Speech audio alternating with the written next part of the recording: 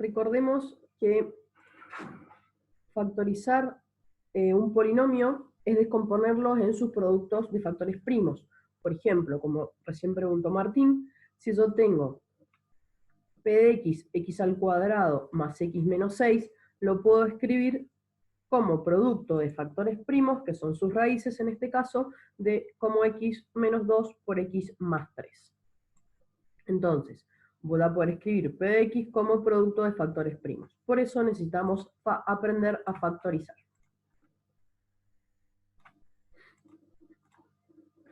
Veamos el factor común por grupos.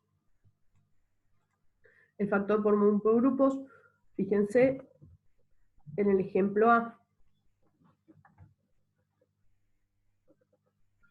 Tengo x cuadrado y x como elemento que tengo en común. Por lo tanto, puedo extraer una x. X por 3x más 5. Fijémonos cómo hago para yo obtener esto de acá. Una vez que yo elija el factor común, voy a realizar en mi cabeza una especie de división. Fíjense, 3x cuadrado dividido x me da 3x. 5x dividido x me da 5. Por lo tanto, he obtenido el factor común de ese ejercicio. Veamos el B. En este caso, puedo ver que no hay ningún factor común, porque tengo un 3x más 1, pero puedo sacar un factor común 3. ¿Por qué? Porque después, si yo acá coloco un tercio y hago la distributiva, 3 por x me queda 3x, y 3 por un tercio me queda 1. O sea que una forma de sacar factor común también es realizando esta operación. Observemos ahora el C. En el C tengo varias cosas en común. Fijémonos. Tengo un 4, un 8 y un menos 2 con respecto a número, una x a la 2, una x a la 3 y una x en cada uno de los términos, y también tengo la letra A. Una de las cosas cuando tengo muchos números, por ejemplo, para poder sacar el factor común, puede ser calcular el máximo común divisor. ¿Cómo obtengo yo el máximo común divisor? Voy a factorizar el 4. El 4 sé que es 2 a la 2. El 8 sé que es 2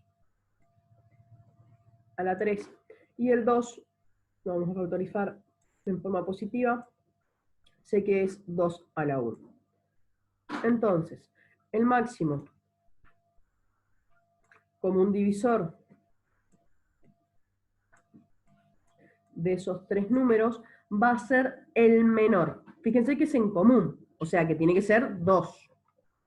Entonces, el máximo común divisor de esos tres números es el 2 a la 1, que es el 2. Por lo tanto, extraigo un 2. ¿Sí? Ese sería el primer factor común de los números. Veamos ahora las X.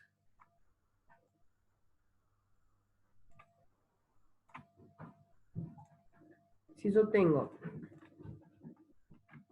x2, x3 y x1, en este caso esas letras ya están factorizadas, tengo que encontrar el máximo común divisor entre 2, 3, máximo común divisor entre 2, 3, y puedo ver que la más chica es x, la 1. Por lo tanto, voy a extraer como factor común una x. Y veamos ahora la de las letras A.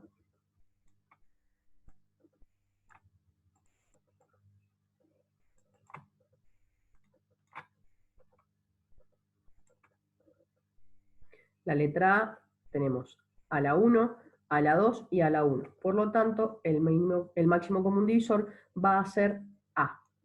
Entonces, una vez que yo ya encontré cuál es el común en todos mis términos, lo que voy a hacer va a ser también una división. Observemos. 2, a ver,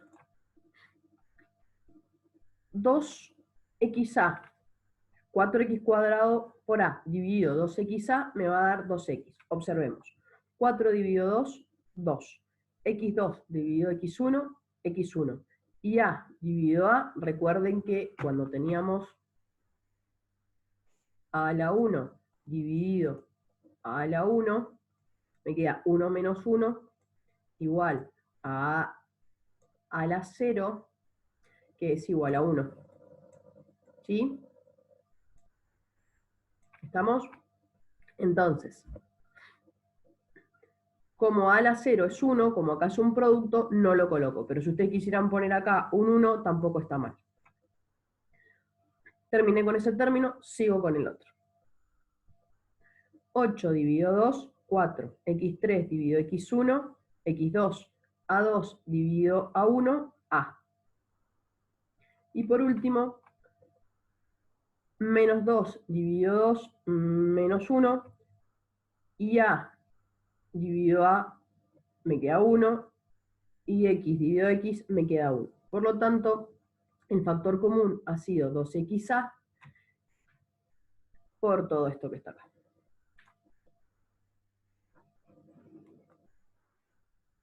¿Estamos? Si ustedes se dan cuenta a simple vista cuál es el factor común, buenísimo, no hace falta que hagan todos los cálculos del máximo común divisor. Simplemente es para aquellos que no nos damos cuenta rápido del factor común. Y fijémonos en el D. Puedo observar que tengo 3, 6 y 9. Sé que al 3 lo puedo dividir 3, al 6 lo puedo dividir por 3 y al 9 lo puedo dividir por 3. Si ustedes lo factorizan, te queda 3, 2 por 3, que sería el 6, y 3 a la 2, que sería el 9. Entonces, el máximo común divisor, fíjense que es 3 a la 1, porque acá solamente hay 3, acá hay 3 y acá hay un 2. Entonces, voy a extraer como número en común el 3. Y fíjense que no hay x en todos, por lo tanto solamente va a salir en este caso el número 3. Nuevamente hago mi división y fíjense que 3x dividido 3 es x, 6x cuadrado dividido 3 es 2x cuadrado, y 9 dividido 3 es 3. Por lo tanto, de ese término, el factor común es solamente el 3. ¿Estamos? Bien.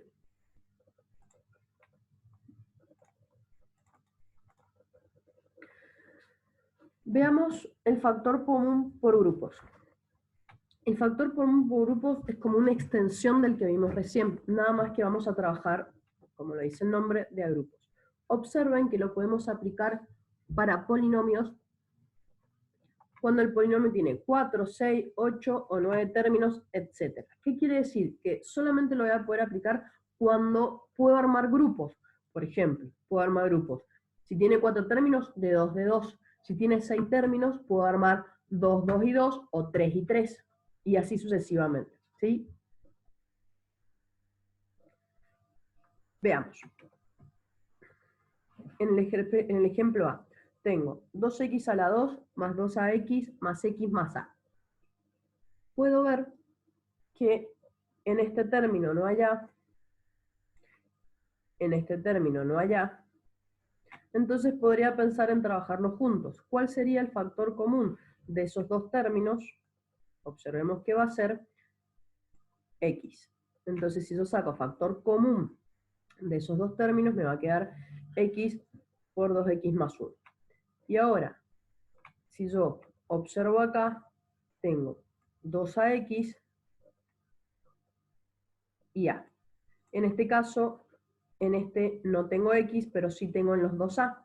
Entonces podría pensar que si los asocio así, podría extraer algún factor común. En este caso, el factor común es a. ¿Cómo sé yo si los números que he elegido están bien? Porque siempre me debe quedar acá adentro lo mismo. Me debe quedar acá adentro lo mismo. ¿Estamos? Entonces, 2x más 1, 2x más 1. Si no logro que allá adentro me quede lo mismo, voy a tener que volver a revisar arriba mis factores de cuáles fueron los que elegí. Una vez que yo ya llegué a que esas dos cosas son iguales, sí o sí, voy a colocar una vez el 2x más 1 por, fíjense la importancia que tengo acá el factor común de acá y acá el factor común de acá. Y lo voy a colocar acá. Entonces, solamente se terminó el ejercicio cuando yo los coloco de esta forma que está acá. Acá se terminó el ejercicio. Ahí se considera todo el puntaje. De lo contrario, no se considera el puntaje porque no se ha terminado de factorizar. ¿Hasta ahí cómo vamos? Abajo tienen otro ejemplo para que lo analicen ustedes.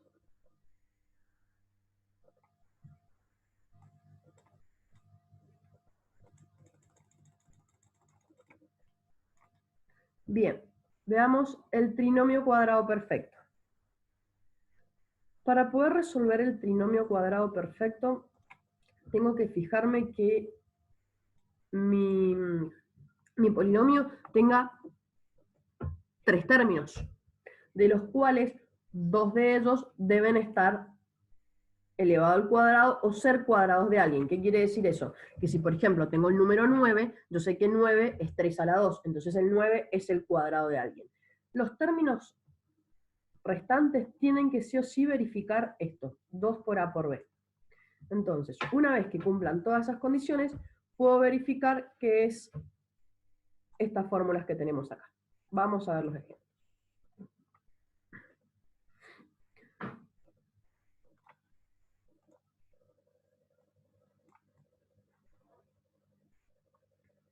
Bien, entonces, observemos acá. X cuadrado más 2ax más a la 2. ¿Tiene 3 términos? Sí. ¿Puedo observar que tiene 2 términos elevados a la 2? Sí, también. Por lo tanto, debo verificar que se me cumpla esta condición del medio. En este caso, sí se me cumple. Observemos. Sé que A, acuerden que lo queremos expresar de esta forma. Sé que A es X. ¿Por qué? Porque cuando ustedes hacen la fórmula, hacen A al cuadrado. Por lo tanto, X va a ser, en este caso, A. Tengo que fijarme si hay otro término al cuadrado. Ah, sí, acá hay otro. Por lo tanto, puedo decir que A es B. Sí, es un trabalengua. Este que está acá. Y debo verificar que sí o sí se me cumplan las partes del centro. Recuerden que la parte del centro era 2A por B. Si lo verifica, por lo tanto, esta expresión que tengo acá, la puedo escribir como un binomio a la 2. Veamos ahora el signo negativo. Fíjense esto que es muy importante. El signo que separa las raíces dependerá del signo del término no cuadrado. ¿Qué quiere decir eso? Que va a depender del que está acá, del 2 por A por B. Entonces, observemos.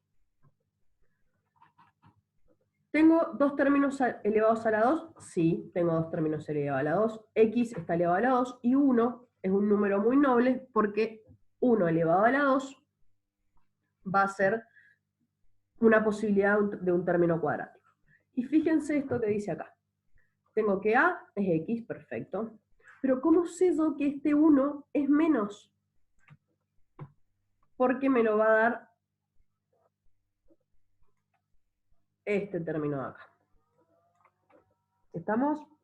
Entonces, si ese término del medio es negativo, voy a colocarle el signo menos al 1.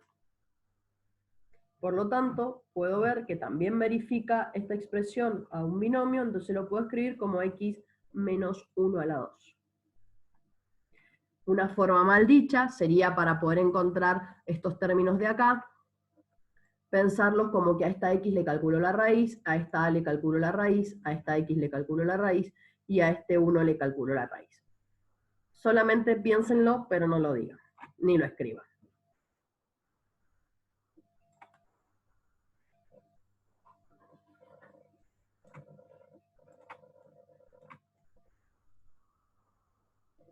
Bien, sigo.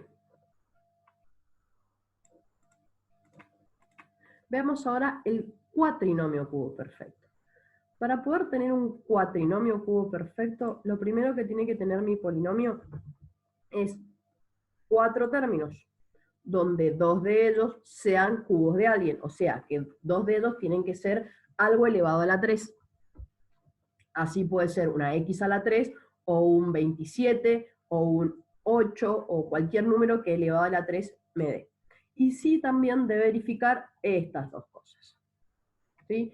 Eso sí, dos cosas, 3 por a a la 2 por b y 3 por a la b a la 2. Veamos. Un segundo. Lo vamos a dejar acá separadito para acordarnos que también tiene que verificar eso para poder analizar nuestros ejemplos. Entonces, observemos. Primero, 4 términos. 1, 2, 3, 4. Perfecto. 2 posibles términos elevado al cubo. Veamos quiénes son. x3, perfecto. Menos 8, perfecto. Tengo 2 posibilidades de que haga 2 términos elevado a la 3, las cumple. Y ahora sí o sí debe verificar esto. 3 al cuadrado por b y 3 al cuadrado por b cuadrado. Observemos. Menos 6x a las 2. Si yo estoy pensando en mi cabeza que un posible a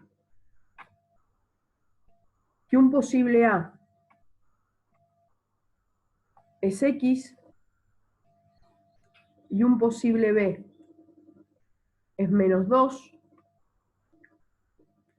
y un posible b es menos 2, ¿sí? Entonces, para verificar 3 por a la 2 por b, fíjense, 3 es de la fórmula. A la 2 va a ser x cuadrado. Recuerden que este le llamamos a. Verifica.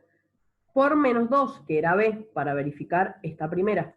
Entonces, 3 por menos 2, 6 negativo, x cuadrado, perfecto. Cumple la primera condición. Veamos si cumple la segunda.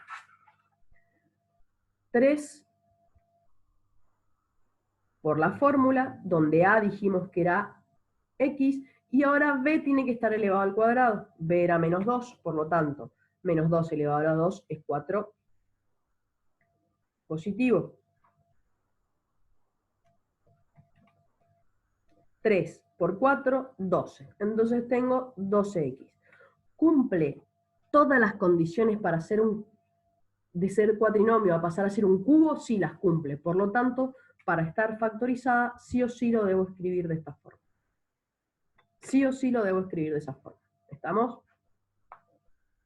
Bien. Veamos el ejemplo B. Nuevamente, tengo que fijarme cuántos términos tiene. 1, 2, 3 y 4. Perfecto, tengo 4 términos. Primera condición. Debo fijarme ahora si hay 2 términos que cumplan que son potencias cúbicas. Sí, fijémonos. X a la 6, si ustedes la piensan, podría ser menos X a la 2, ojo que sin paréntesis ahí,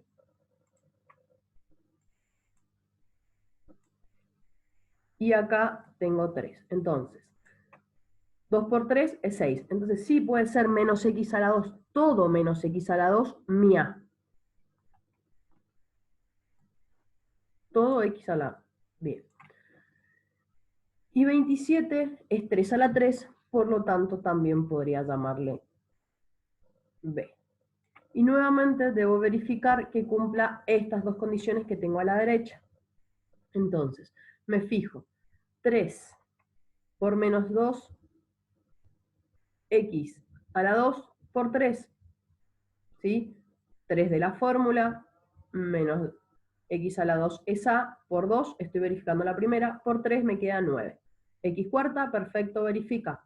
Veamos la segunda.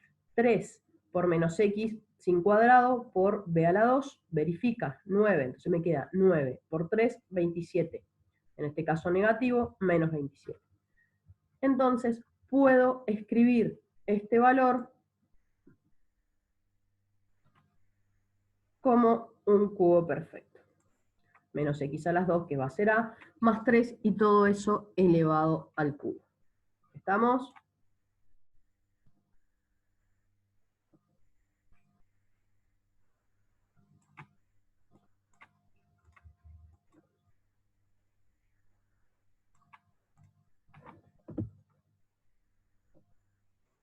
¿Qué significa?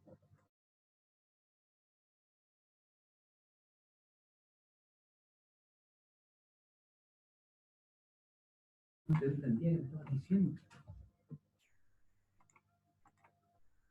Veamos ahora la diferencia de cuadrados.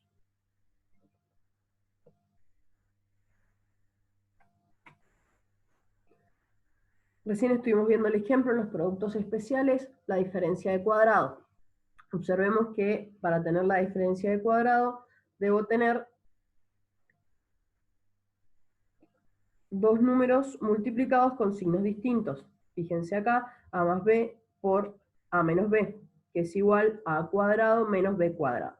¿Sí? Si observamos los ejemplos, tengo que encontrar dos términos elevados al cuadrado para poder ver si puedo aplicar la diferencia de cuadrados. Entonces, a la 4 puede ser un posible a la 2 va a ser a, y menos x cuadrado, donde entonces x puede ser b. ¿Los dos son el cuadrado de algo? Sí, los dos son el cuadrado de algo. Entonces, puedo escribir que a la 2 menos x por a la 2 más x es lo mismo que a la 4 menos x al cuadrado. Y he aplicado la diferencia de cuadrados. Veamos otro ejemplo. Yo tengo 36x6, tengo que pensar si todo ese término es cuadrado de alguien. Sí, el 36 admite a 6 a la 2 y el x6, como vimos recién, admite a x3. Y el menos 1, gracias a 2, siempre admite cuadrado, cubo, el que yo lo quiera usar. Entonces, puedo decir que 6x a las 3 más 1 por 6x a la 3 menos 1 es una diferencia de cuadrados. ¿Estamos? Siempre es importante que todo el término pueda ser elevado al cuadrado.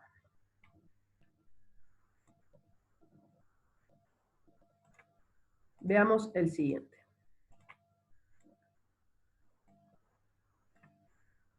El siguiente caso es la suma o diferencia de potencias de igual grado.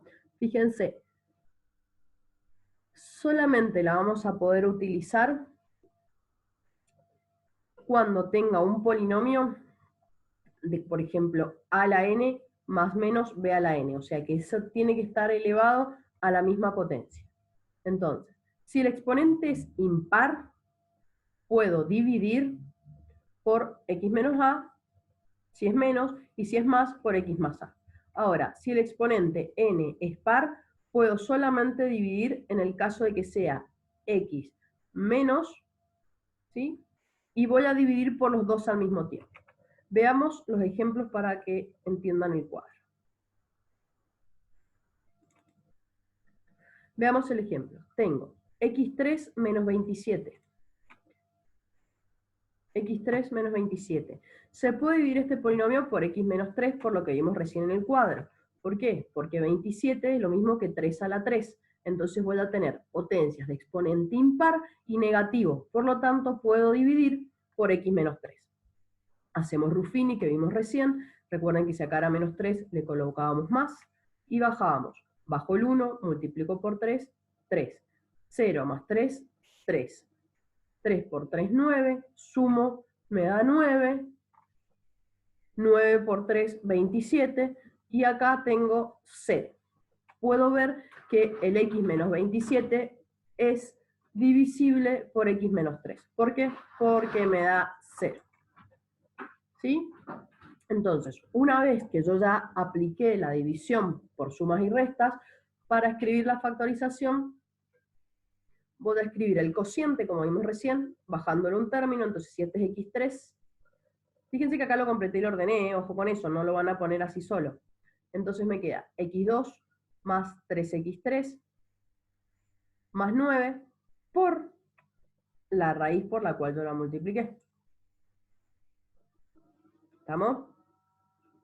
Después ustedes verifican si este se puede seguir factorizando, eso lo saben con las ecuaciones de las raíces de la función cuadrática. ¿Estamos? Sigo. Veamos el ejemplo B.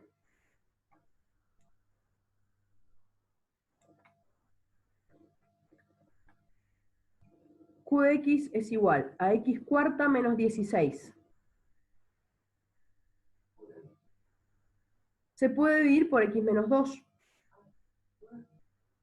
Entonces,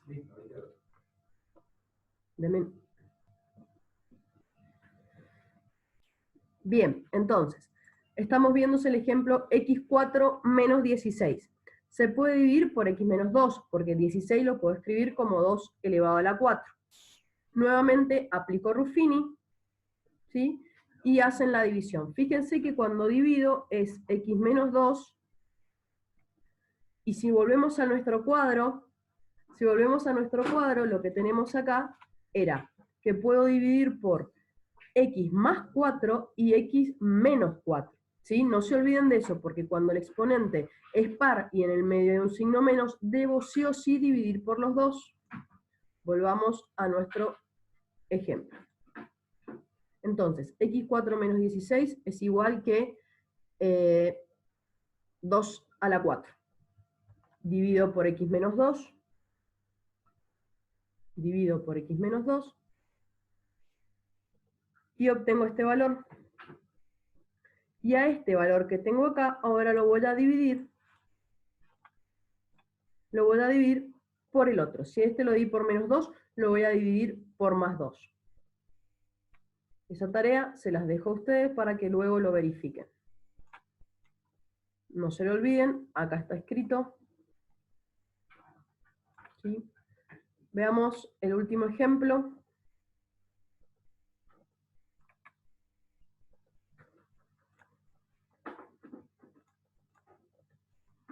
En este caso, x a la 4 más 81, recuerden que cuando teníamos exponentes pares y suma, no se podía factorizar por la tabla de sumas y restas. ¿Estamos? ¿Dudas, preguntas?